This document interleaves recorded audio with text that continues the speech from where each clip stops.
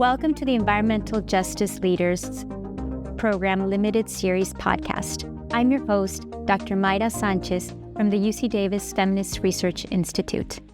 This is a three-part series where you will get to hear from the 6 2024 environmental justice leaders working with UC Davis researchers. The leaders are all based in California and have extensive backgrounds as frontline organizers and advocates. Together, we will learn about the transportation and energy justice issues these leaders are tackling in communities across the state. In California, communities in major areas such as Los Angeles and in the Central Valley have experienced the detrimental effects of vehicular emissions, leading to poor air quality and higher rates of asthma. The burden of these impacts is disproportionately borne by frontline environmental justice communities.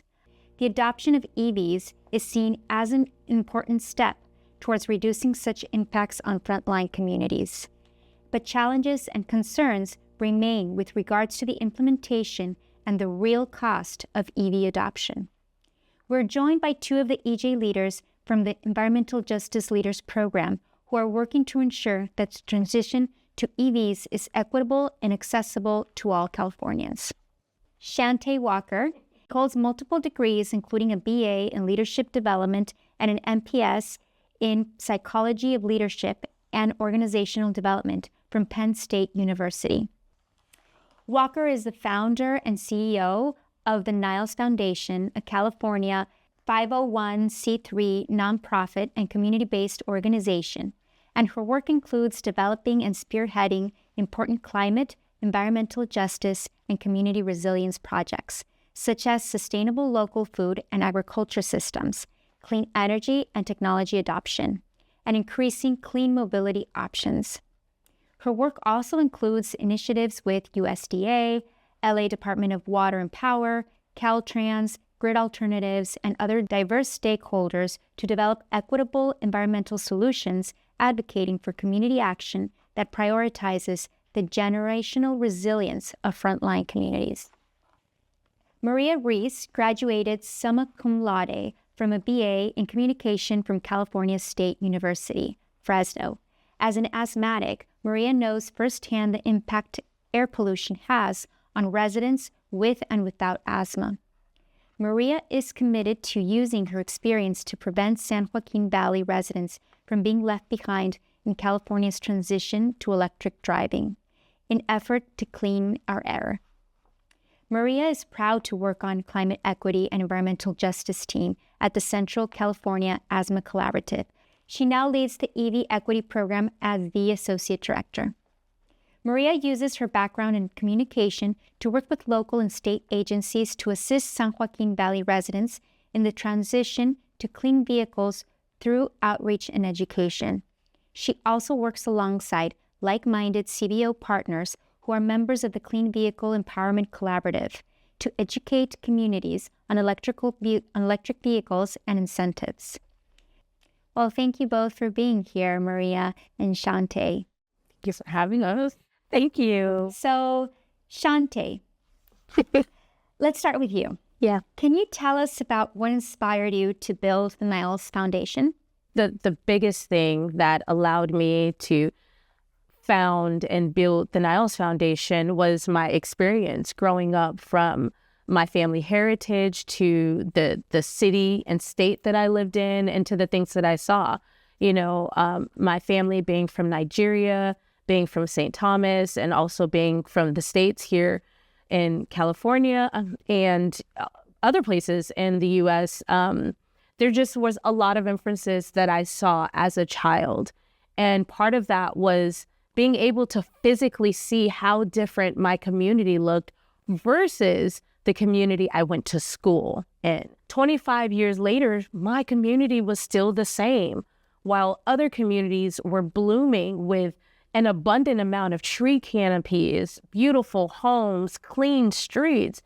So I took it upon myself to do what I could. In 2019, when we were founded, I originally started out the foundation with financial literacy.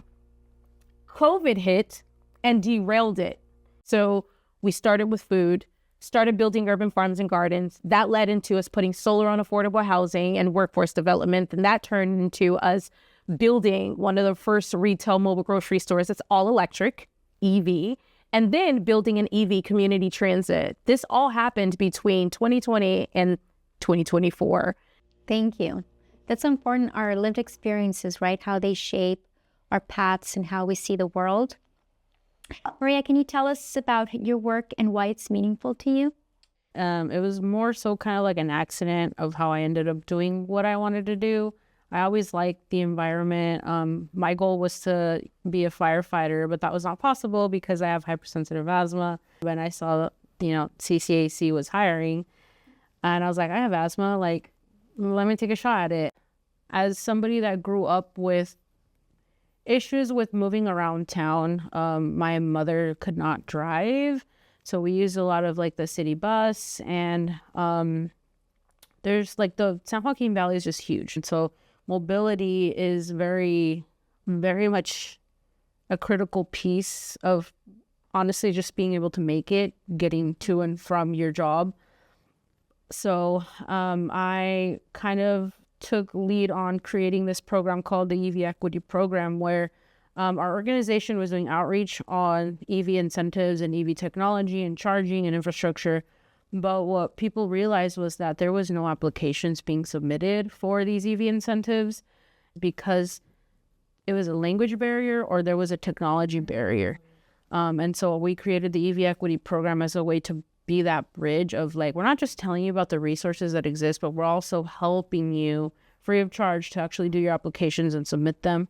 Again, why that's meaningful to me is you're giving people mobility, you're giving them autonomy, you're empowering them to, be able to look for work outside of their areas. You're empowering them to go to doctor's appointments, to school recitals, to, kids' sports things, grocery stores.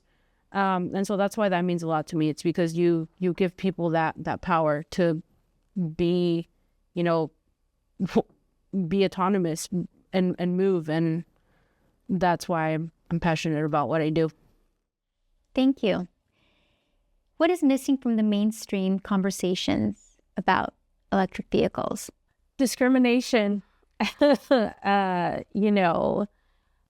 prejudices, the inability of understanding how to navigate making the adoption or adopting vehicles. Conversations have to be geared on where our communities are, which is why organizations like ours matter. I think one of the things that's missing from the mainstream conversation is the discrimination that people face when they actually go to these dealerships.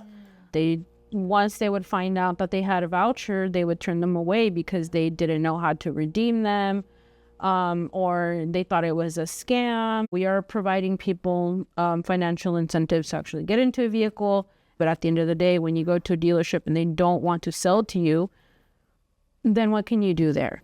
And I've called dealerships myself where I'm like, hey, we have these residents, their grants are about to expire. I see you have some XYZ on your lot. Like, would you be willing to sell one to my clients? I've been told we don't sell to low income people. So, And that's a problem right there. It definitely is a problem because there's already a stigma associated with receiving this financial assistance. Maybe it's not us that needs to be educated, but more so our manufacturers and dealers need to be educated on how to deal with our communities. And I also think that what's missing is making sure that our incentives for these vehicles and the processes are made more visible and easier to find and completely available across the state. Do you or your organization work on clean public transportation or matters of urban planning? Right now, we have a project called the EV Clean 15 project. That is an EV micro public transit in Los Angeles. It is in the 1-5. It is from Watts all the way to San Pedro. It is one of the highest polluted districts in Los Angeles County.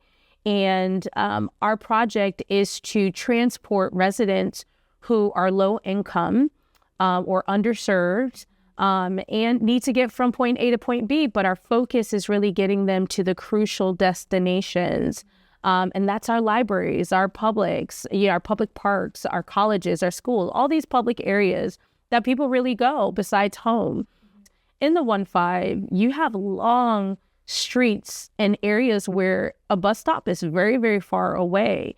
And so we think about safety, we think about extreme heat, lack of tree canopy. And it's very, very important for us to also connect with the city because we have thought about, repurposing area for EV vehicles or EV community transits. We've thought about dedicated spaces. And so we do know that that connects to urban planning because we have to understand what the city is doing in order for us to, work with them or impose any of the ideas that's going to affect our community.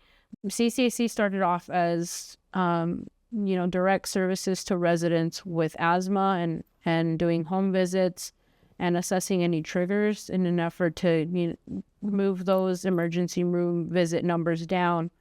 But we realized that there is more to asthma than, just helping people in the home, which in and of itself is really critical.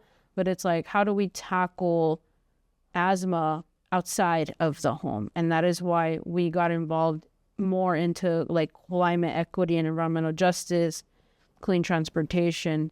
We were a part of like Cali VIP 2.0, which was working to put EV chargers in communities that are typically left behind. But we do partner with organizations that are involved in this. So shout out to LEAP Institute and the Mayor Rey Leon in Huron that have a public transportation like service called the Green Reiteros, where it's basically like I don't want to say Uber, but it's like they do like rideshare services with EVs. EV vehicles are touted as a necessity for our collective climate future. However, concerns remain regarding the culture around personal vehicle ownership and the extractive, inequitable mining, consumption, and waste practices for lithium batteries and rare minerals that power these vehicles. How do you view these challenges? Electric vehicles themselves, they're not the kryptonite to the climate change problem. But they are a part of a multifaceted approach. It's just a part of it. I myself, yes, I hear and I agree with those concerns, but, that this for me was more so like a new area that I delved in. And so, I think those are important things, especially with like the way that the federal tax credit is working now with EVs, where over a certain amount of time, there has to be like a like metrics met that in order for EVs to qualify for certain, like the incentive, they have to be, they have to have minerals and like parts that are not sourced from countries of concern. So, things like that are being done. And I think as a public health and climate equity entity, it's important for us to support that. Electrification on its own, it isn't enough to combat like the climate crisis or clean our air, but it is a solution. The batteries that these vehicles use are not greatly and ethically sourced all the time. Batteries are still being mined, materials from Congo, and that's where my lineage comes from, And so it's kind of difficult to have those conversations, but I encourage people to do their own research. The overall goal and impact is going to decrease globally. The air quality, our GHG gas emissions, the particulates in the air. The biggest part of pollution is transportation. So we have to kind of look at that as, well, how do we decrease that? Great, thank you. Speaking of lineages, right? Several of us at FREE just published a report on mobility justice, where we trace the origin of mobility justice to abolitionism. How do you see your work in mobility linked to abolitionism or to other struggles of liberation? Giving people access to clean mobility, I said this before, but it gives them autonomy. It gives them like wings to fly. You know, it creates possibilities. It creates access for people that have not had those struggles. They don't understand the blessing that it is to be able to go from point A to point B. With mobility, you're giving people that autonomy to exist. Pueden realizar quien ellos son. Yeah. So hopefully that answers. I loved yesterday hearing Naila Hope Harden talk about what it could look like to have free transportation for students, and how that just opens a world that is so difficult or challenging for students who are low income, right? Access to universities, access to spaces, healthcare. We can also think of generations of mobility, which I also love the term that you use, Shante, intergenerational resilience. Yeah. Thank you for sharing that because that's exactly what it is. And we have to think about why abolitionism occurred and why that existed. You know, I talked earlier about being from Nigeria, but my family comes from Mali. It comes from Congo, Cameroon. These are all the spaces that have been, you know, for centuries liquidated and raped and abused. And so here we are in the States, and essentially it's not slavery that's happening, and it's not the movement of abolitionists, but now it's the after effect idea of the redlining, the zonings, the exclusionary laws, all these different things. And it's kind of like, you know, being at the bottom of a trash can, and after years and years being piled up and piled up and piled up, and the trash can closed, now you remove the trash can and it's trash can top or lid. Now climb your way out. There's a whole world out here. Why don't you grab some of this electrification? Why don't you grab some EVs? But before we can even see that sunshine, we have to now dig through all those generations of layers and layers and layers and layers and layers of trash. No, communities who are disadvantaged are not lazy. No, low-income communities are not uneducated. They are systemically oppressed. We're going to have to create those pathways to access that. I wanna add really quickly before we move on this quote. It's from the Greenlining Institute, and it says, "Exposure to transportation pollution in low-income communities of color is a direct result of redlining and decades of racist government policy that relegated communities of color to areas surrounded by busy roads, freeways, ports, and other freight corridors filled with high rates of toxic tailpipe emissions."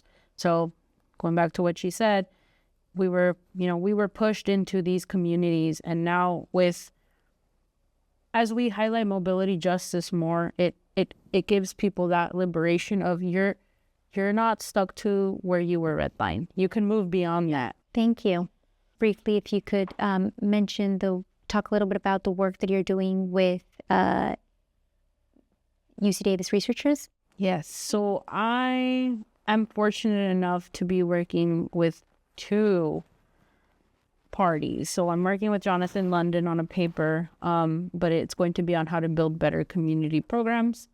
There are some barriers in programs that are created to address barriers. So it's barriers on barriers. I, myself, and Shante, we're working with the EV Center. So we will be doing I think it's called a workshop. We're doing a workshop on designing electrification programs to better align with community needs. So I'm super excited about that.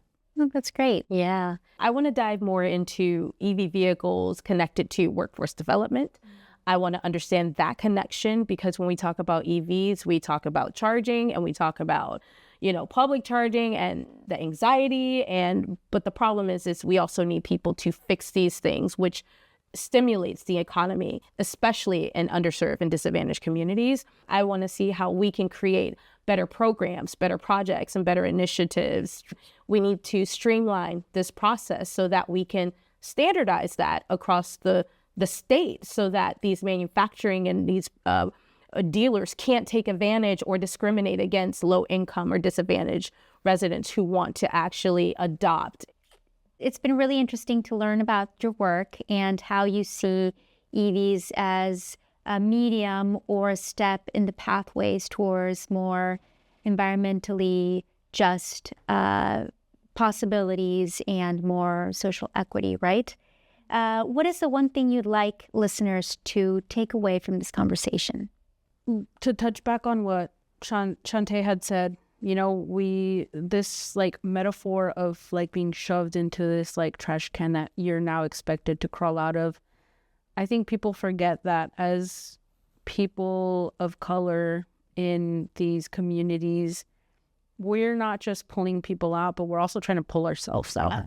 And it's very taxing. You have this like community that you're really passionate about, that you see yourselves and your parents and your grandparents and everybody in, and you're kind of tasked with bringing them out of that, but also yourself.